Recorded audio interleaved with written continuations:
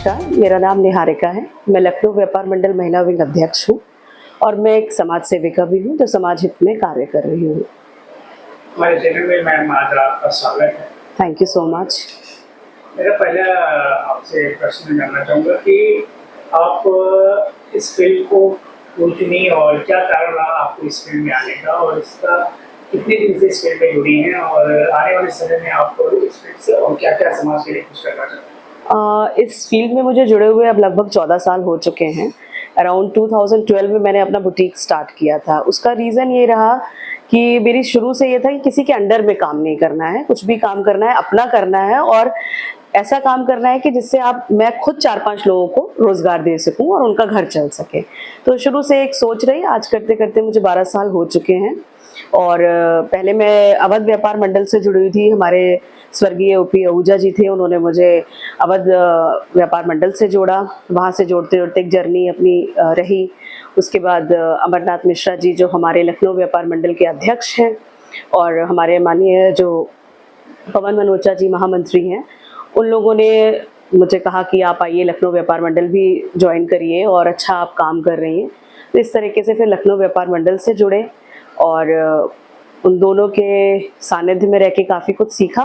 फिर उन्होंने मुझे एक जिम्मेदारी दी कि आपको पूरे लखनऊ के हम अध्यक्षता देते हैं और आप अपने जैसी सारी व्यापारी महिलाओं को जोड़िए और उनको भी आगे बढ़ाइए। मोटिव हमारा यही है कि जितनी हमारी व्यापारी महिलाएं हैं, तो चाहे वो जिस स्तर पे भी काम कर रही हैं, छोटे स्तर पे बड़े स्तर पे, उनको एक अच्छा प्लेटफॉर्म देना और उनको सशक्त बनाना, एम्पावर करना। तो बेसिक हमारा फोकस उसी पे ही है। तो हमारा जो ग्रुप भी बना है, जो हमारे साथ महिलाएं जुड़ी हैं, अलग अलग फील्ड में कर रही हैं। बहुत बड़े बड़े व्यापारी हैं, कोई ज्वेलरी का वर्क कर रहा है, कोई बेकरीज चला रही है, कोई शेफ हैं, किसी के डायग्नोस्टिक्स चल रहे हैं, कुछ ने टॉडलर स्कूल्स खोल रखे हैं। तो महिलाएं आजकल हर एक क्षेत्र में बड़ी हुई। मेरे साथ बहुत सारी ऐसी महिलाएं भी हैं, करीब 100-150, जो कि छोटे लेवल पे काम कर रहे हैं, जिनको मैं काम भी दिलवाती हूँ। जैसे मेहंदी का हो गया, चिकनकारी का हो गया, जरदोजी वर्क हो गया, तो वो सब भी वो लोग काम कर रही हैं। और मेरी कोशिश रहती है कि ज़्यादा से ज़्यादा मैं उनको फाइनेंशियल बेनिफिट्स दे सकूँ, जिससे कि उनके अंदर एक स्थिरता है। एक और मैं जानना चाहूँगा जी कि सरकार आए दिन जब से बीजेपी की कहने चाहती थी, वर्तमान सरकार की नीति की है, फिर इससे पहले की जितनी भी सरकार रही, महिलाओं को लेके उनका रहा कि नहीं महिलाओं को हम लोग आगे लाएंगे, लेकिन आज भी महिलाओं की स्थिति वही की वही है। कोई ज़्यादा मतलब अंतर नहीं हो पाया है इस उस प्रधान देश में। तो क्या कहेंगे इसके बारे में, क्या कहेंगे सरकार से? नहीं, मैं सरकार से यही कहना चाहूँगी कि सिर्फ आरक्षण देने से काम नहीं चलेगा कि 33% आरक्षण दे दिया या 50% भी दे दिया, पर जब तक कि वो धरा पे नहीं उतरेगा या बेसिक उसका हम लोग रूट लेवल पे काम नहीं करेंगे, तब तक कुछ नहीं होने वाला है। इतनी महिलाएं हुनर के साथ, मैं लखनऊ की बात करती हूँ, जिनके पास इतना टैलेंट है, इतना काबिलियत है, पर कोई जगह नहीं उनको मिल पा रही है। कुछ एक स्ट्रैटेजी है ही नहीं विमेंस के लिए। बहुत सारी योजनाएं सरकार की आई हुई हैं और मुझे नहीं लगता कि उसका कोई बहुत ज़्यादा लाभ उठा पा रहा है। तो मेरी तो बस सरकार से यही मांग रहेगी, कुछ ऐसा ठोस कार्य किया जाए जिससे जितनी व्यापारी महिलाएं हैं, जैसे आपने बोला पुरुष प्रधान है, तो वाकई में पुरुष प्रधान है। 33% आरक्षण मिला जरूर है, पर कहीं भी महिलाओं की पूछ नहीं होती है। बहुत ही कम, कुछ जो अपना खुद स्टैंड ले सकें या कुछ अपना काम करें, वही महिलाएं आगे बढ़ पा रही है। तो सरकार से यही मेरी एक आग्रह है, विनती है, गुजारिश है कि वो एटलीस्ट एक ऐसी एक स्टेबिलिटी लेके आए, एक ऐसा कुछ बनाए सिस्टम कि जहाँ पे औरतें आए अपने जो प्रोडक्ट, जैसे मैं कहती हूँ 1 डिस्ट्रिक्ट 1 प्रोडक्ट की बात कही कि 1 डिस्ट्रिक्ट 1 प्रोडक्ट, उसी तरीके से लखनऊ में एक ऐसा एग्जीबिशन, एक प्रदर्शनी लगी जो सरकार इसमें सपोर्ट करे बहुत निम्न स्तर पे, और वहां पे महिलाएं जो घर में कई तरीके की चीजें बना रही हैं, वो आए, अपनी चीजों को प्रेजेंट करें और हमारी सरकार हमें ये हेल्प करे कि लोग आए और उनके सामान को खरीदें, ताकि उनके अंदर भी एक स्थिरता है और वो सशक्त बने फाइनेंशियली भी और अपना एक समाज में अपना नाम भी स्थापित करें। देखिए, और मैं आपसे जानना चाहूँगा कि आप उत्तर प्रदेश की राजधानी में रहती हैं, लखनऊ की शहर की इस आबोहवा का आपको ज़्यादा अनुभव होगा। सरकार जरूर कहीं ना कहीं आरक्षण दे रही है महिलाओं को, ठीक है, लेकिन कहीं आपने इस चीज़ को अनुभव किया है कि जैसे चुनाव आता है, सीटों में आरक्षण महिलाओं को मिलती है, लेकिन उन महिलाओं में आम महिला ना जाके कहीं ना कहीं वही महिलाएं जाती है जिनके ऑलरेडी पहले से ही उनके घर के पुरुष या उनके पति या उनके भाई या उनके कुल या कोई उस उस पद पे रहता है, तो इसको लेके आप सरकार से क्या कभी ऐसा मौका मिले तो सरकार से क्या करें कि ऑलरेडी समाज में ऐसी महिलाएं हैं बहुत अगर उनको मिलता है मौका तो अच्छा प्रदर्शन कर सकती है पुरुषों के आगे। बिल्कुल, बहुत अच्छा आपने किया प्रश्न, और ये इसका उत्तर मैं ज़रूर देना चाहूँगी कि ये जो बात आपने कही कि वही महिला वहाँ तक पहुँच पाती है जिनका कोई वजूद है या कोई पर्सन उनका कनेक्टेड है। मैं अपनी ही बात करूँगी, मेरा कोई भी पर्सन पॉलिटिक्स में नहीं है, मेरे घर से ना मेरे फादर, ना भाई, ना कोई। मेरे अंदर भी बहुत काबिलियत है, बहुत कुछ करना चाहती हूँ समाज हित में, पर पता नहीं किस तरह से पहुंचेंगे। इसी तरीके से सैकड़ों औरतें हैं जो समाज में बहुत अच्छा काम कर रही हैं। तो सरकार को कुछ ऐसा सिस्टम बनाना चाहिए कि वो एक कहते हैं ना सर्वे काइंड करें कि भाई कौन कौन सी महिलाएं समाज में बहुत अच्छा काम कर रही हैं, जिनका कोई पॉलिटिकल बैकग्राउंड नहीं है पर वो समाज में अपना योगदान भी दे रही हैं और अपने आप को भी खड़ा कर रही हैं और दूसरों को भी मजबूत कर रहे हैं। तो सरकार को इसका कुछ उनको अपना एक नीति बनानी पड़ेगी, कुछ ऐसा सर्वे करें कि भाई कौन सी, और उन महिलाओं को आगे लेके आए। और बहुत काबिलियत है महिलाओं में, बहुत अलग अलग डिफरेंट फील्ड में लोग बहुत काम कर रहे हैं। तो अगर सरकार इस पे ध्यान देगी तो आम महिलाएं जो हैं, जिनका कोई नहीं है, जिनका कोई गॉड फादर नहीं है इस तरीके से, तो वो भी आगे बढ़ सकेंगी और समाज में अच्छा काम कर सकेंगी। अभी हाल ही में सांसदीय चुनाव होता है, बहुत जल्द, बहुत कम समय रह गया है लोग विधानसभा का चुनाव। बात करें अगर हम लखनऊ की राजनीति तो क्या लगता है क्या होगा आने वाला भविष्य हमारे उत्तर प्रदेश में? देखिए, वो तो मेरे लिए कहना बहुत मुश्किल है क्योंकि सभी सरकार या जो भी पार्टी होती है वो अपने स्तर से अच्छा ही प्रदर्शन करने की कोशिश करती हैं और अच्छा ही काम करना चाहती हैं। अब इसमें कुछ भी कह के मुझे नहीं लगता कि मेरे कहने से कोई इसमें फर्क पड़ता है। अब ये तो इंटरनल है, किसका क्या करेंगे इस पे तो मैं आपसे कुछ भी नहीं कहना चाहूंगी। अगर निहारिका सिंह को मिलता है मौका एक ऐसे जगह पे आने पर, इस मुकाम को हासिल करने के बाद अगर आपको मौका मिल जाता है कि नहीं आपको, तो सबसे पहला क्या काम होगा? उन महिलाओं के लिए क्या करना चाहेंगे आप जो आज समाज में छुपी पड़ी है, उनके अंदर प्रतिभा है लेकिन कहीं ना कहीं वो उनके प्रतिभाओं को सामने नहीं ला पा रही हो, कहीं ना कहीं कमी है।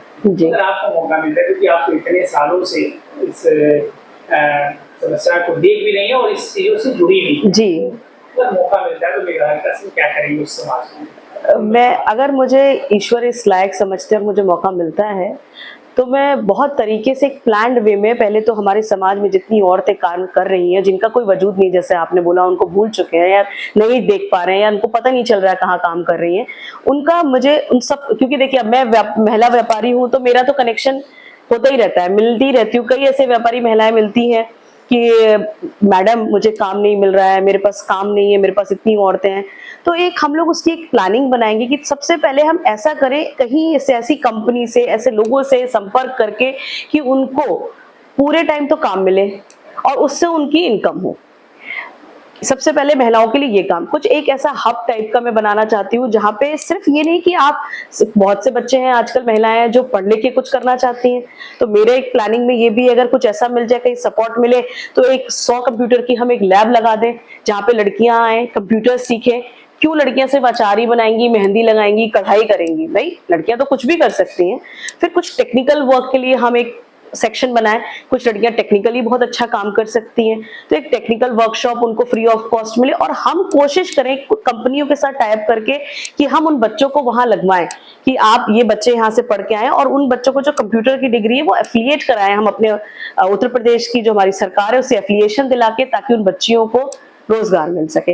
तो इस तरीके से, जैसे अब इसी में एक पॉइंट है लीगल एडवाइस, बहुत से लोग हैं जिनको लीगल एडवाइस नहीं मिल पाती है, बहुत सी औरतें अलग तरीके से, या बिजनेस कैसे करना है, तो उस तरीके के काउंसलर्स हम बैठाएं ताकि उनको काउंसिल करें कि भाई आप इस तरीके का काम कर सकते हैं, आपके लिए ये सही है, और उसमें पहुंचाने में उनको वहां तक वो हम पूरी मदद करें। तो अगर मेरे को ऐसा कुछ मेरे हाथ में ताकत आती है, मिलता है, तो डेफिनेटली मैं इस तरीके से काम करना चाहूंगी और उनको बिल्कुल मजबूत तरीके से एकदम पुख्ता करके उनको एक स्थान देना चाहूंगी। प्रश्न आपसे कि आने वाले समय में आपका मुख्य जो एम है, क्या लेके चले हैं, मोदी क्या लेके चले, कि आने वाले समय में क्या करना है आपको, क्या उद्देश्य है आपका? उद्देश्य मेरा यही है कि समाज हित में किसी भी सेक्टर में, नॉट इन द फीमेल, किसी भी क्षेत्र में एक अच्छा काम करना है और बिल्कुल ईमानदारी से करना है कि अगर कोई किसी ये नहीं कि सिर्फ महिलाओं तक सीमित नहीं रखेंगे, बहुत सारे सेक्टर्स हैं जो कि ठीक नहीं है। हमारा एजुकेशन सिस्टम भी बहुत प्रॉब्लम है, तो कई स्कूल्स में जाती हूँ, वहाँ टीचर्स की अलग अलग समस्याएं हैं, हॉस्पिटल्स में जाओ तो अलग समस्याएं हैं, बहुत सारी समस्याएं हैं। तो अगर फ्यूचर में मेरा उद्देश्य है कि एक अच्छा समाज में एक काम करना, अपने काम को स्थापित करना, यही मेरा उद्देश्य है। एक ही दौर में आपसे कहूँगा कि मेरा जो आपने स्कूल की बात की तो प्रश्न आया है, क्योंकि मैंने इसे सर्वे भी किया है और मैंने काफ़ी जो गार्जियन है तो उनसे मैंने राय लिया कि हर साल एडमिशन होते हैं और हर साल किताबें बदल दी हैं और हर साल देश में कुछ न कुछ चेंजिंग कर दिया जा रहा है। कुछ मतलब ये आवश्यकता से अधिक जो अभिभावकों की जो बात हो रहा है, इसको लेके कहीं ना कहीं समाज से आवाज उठनी चाहिए। उसके लिए आप क्या सोचते हैं, इसके आपका क्या है?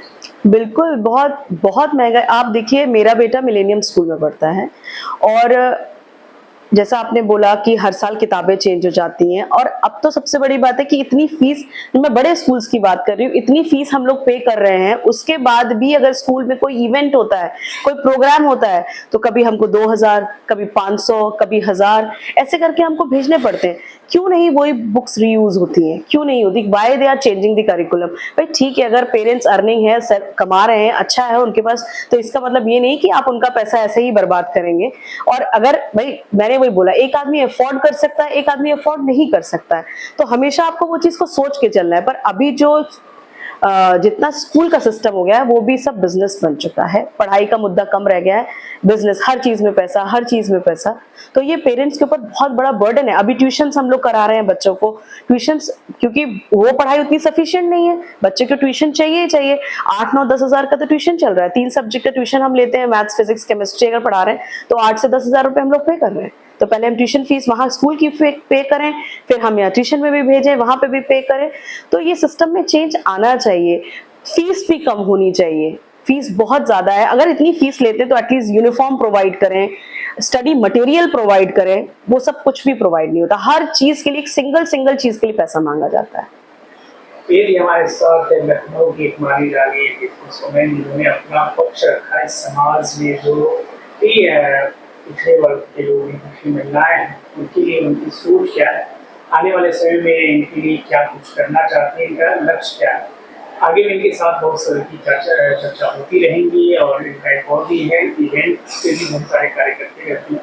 तो आगे में इनसे मिलकर हम बात करते रहेंगे। फिलहाल में इतना ही। मैं धन्यवाद।